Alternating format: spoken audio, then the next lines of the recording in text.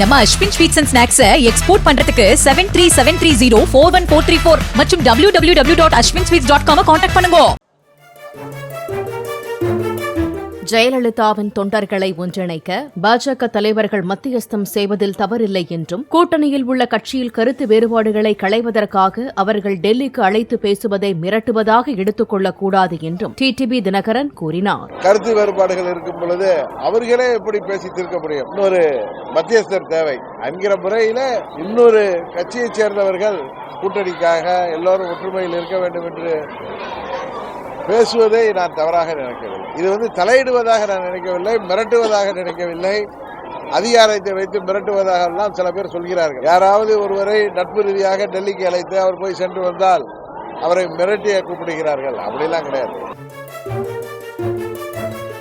நம்ம Ashwin sweets and snacks export பண்றதுக்கு 7373041434 மற்றும் www.ashwinsweets.com கான்டாக்ட் பண்ணுங்க. பிளே ஸ்டோர் மற்றும் ஆப் ஸ்டோரில் இருந்து பாலிமர் செயலியை QR கோடு மூலம் பதிவிறக்கம் செய்யுங்கள். செய்திகளை உடனுக்குடன் பெறுங்கள்.